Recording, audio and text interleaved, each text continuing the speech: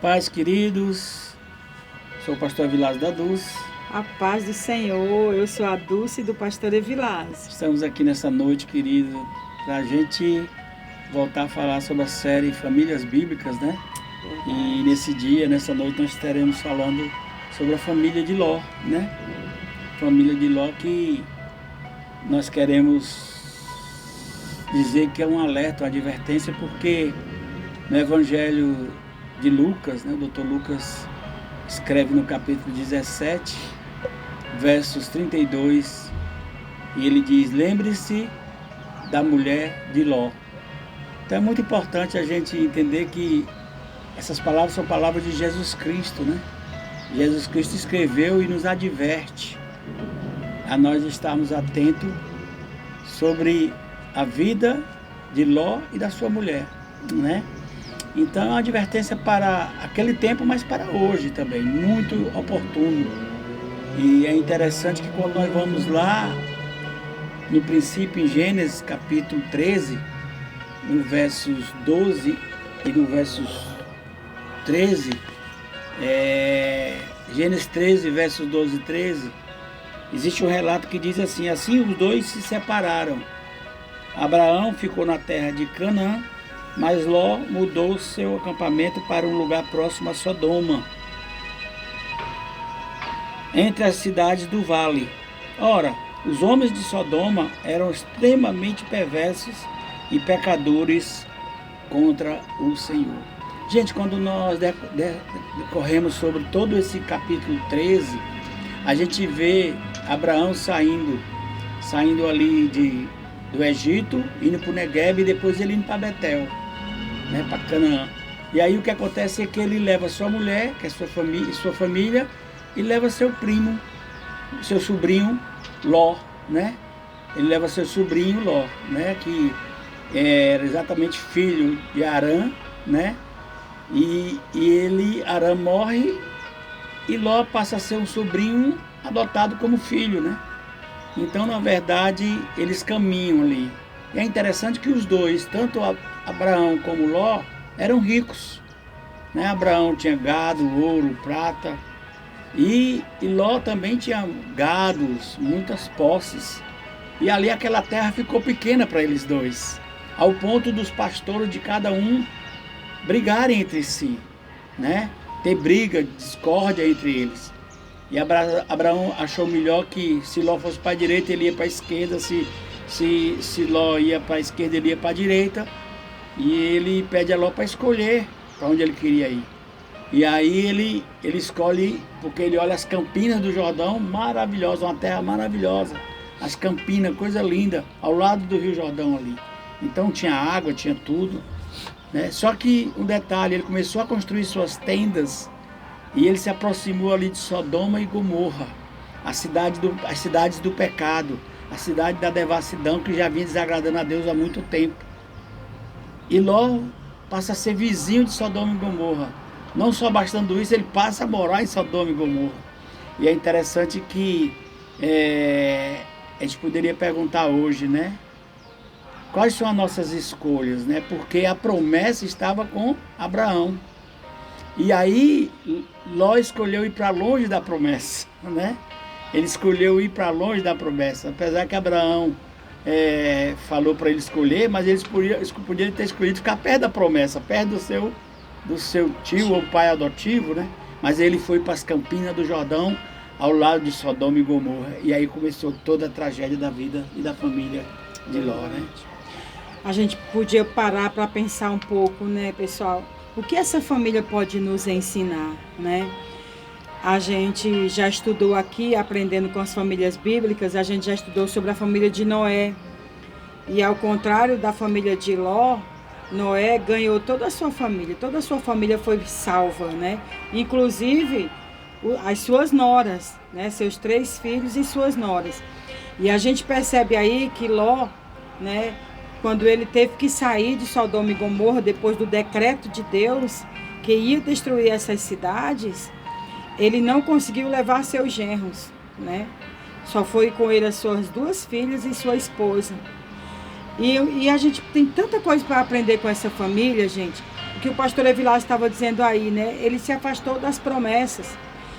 E quanto mais a gente se afasta das promessas, mais a gente fica perto de pecado, né? E esse deve ter sido o primeiro erro de Ló, né? Se afastar de quem tinha as promessas, que era Abraão. E ficar vivendo com a sua família ali num lugar onde tinha tanto pecado, né? A Bíblia relata que foi tão grande o pecado que chegou nas narinas de Deus, e Deus resolveu acabar com essas duas cidades onde Ló morava. E às vezes a gente fica pensando, né? O pastor Evilásio leu aí que Ló olhou e aquilo ali parecia bom aos olhos dele, né? Parecia um lugar que seria bênção. Pessoal, a gente fica estudando, em Provérbios diz que há caminhos que parecem bons aos nossos olhos, né? A gente olha e diz, aquilo vai ser bom para a nossa família, mas no final é morte. Sabe por quê?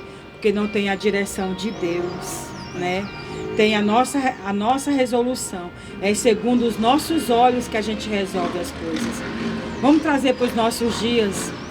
Será que temos resolvido coisas segundo os nossos conceitos, segundo os nossos olhos para a nossa família? Onde será que vão levar as nossas decisões, né, pastor? É interessante quando você vai para o capítulo 19, ele traz um relato todo dessa história da vida da família de Ló.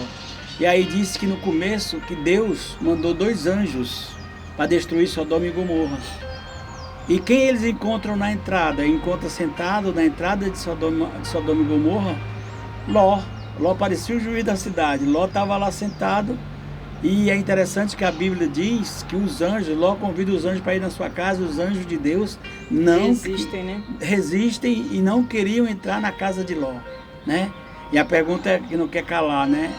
Por que os anjos não queriam, os anjos de Deus não queriam entrar na casa de Ló? Podia ser que, com certeza, era uma casa muito desarrumada, né? Uma casa que vivia realmente em meio a tudo aquilo que acontecia em Sodoma e Gomorra. Então é por isso que, será que Deus, quando manda um anjo na sua casa, o anjo quer entrar? Será que quando Deus manda um anjo na nossa casa, ele entra com liberdade, ele tem liberdade para entrar? Ou ele não quer colocar os pés para dentro da nossa casa? O próprio anjo do Senhor, que é Jesus, quando ele quer entrar na nossa casa, ele tem liberdade, ele fica livre para entrar? Essa é uma pergunta que nós deixamos para todos nós. Mas é interessante que diz que os anjos do Senhor vão ali, quando ele entra na casa, eram anjos bonitos, né? Porque era anjos do Senhor.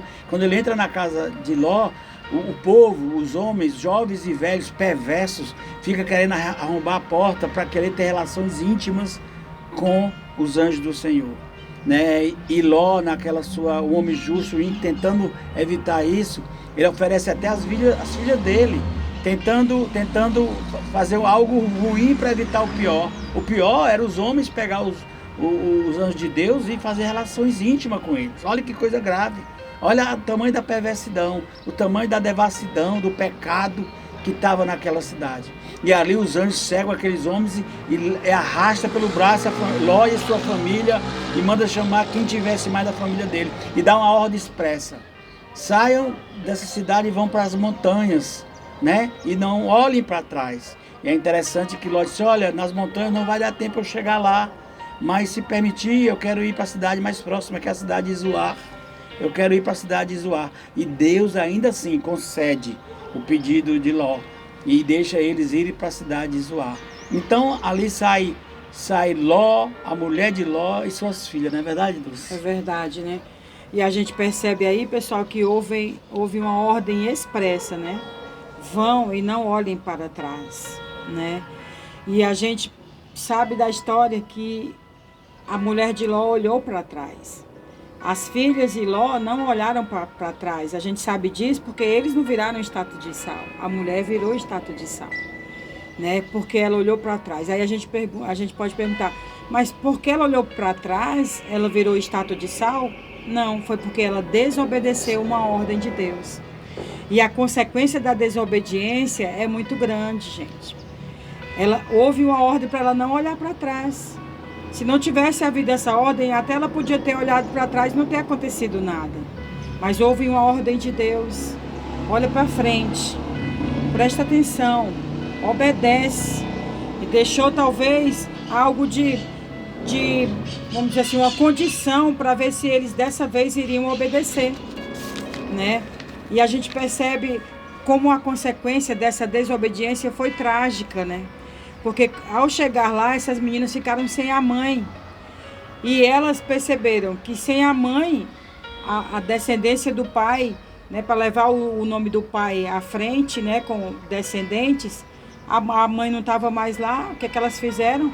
Embriagaram o pai e cometeram o pecado de se deitarem com o próprio pai, né?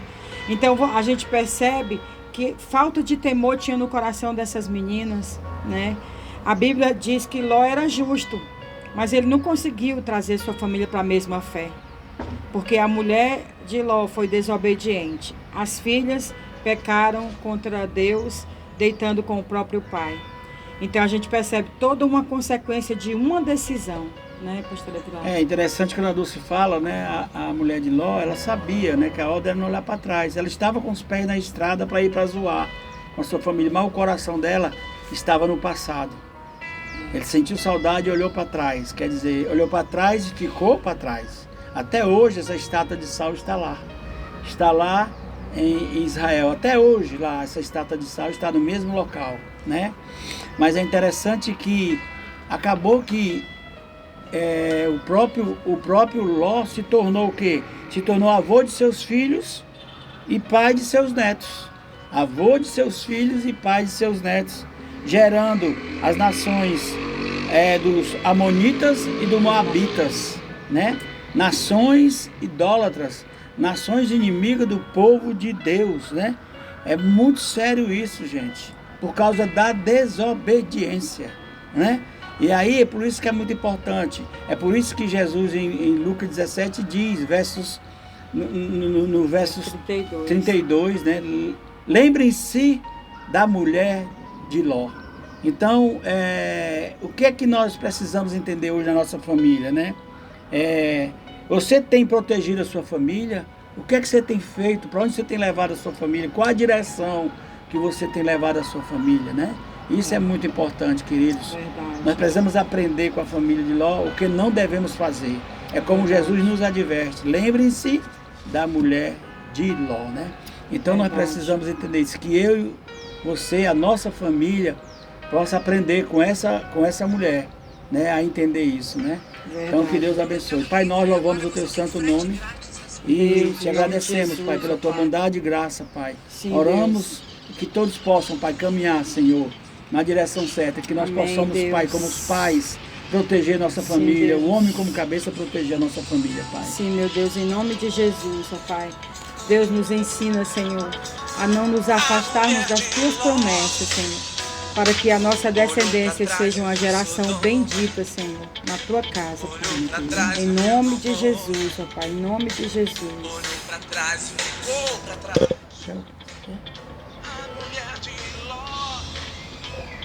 Deus abençoe. Beijo, queridos. Beijo a vocês. Na próxima quarta, mais uma família, né? Bênção do Senhor, amém? Deus abençoe, em nome de Jesus. Beijo para vocês. Amém.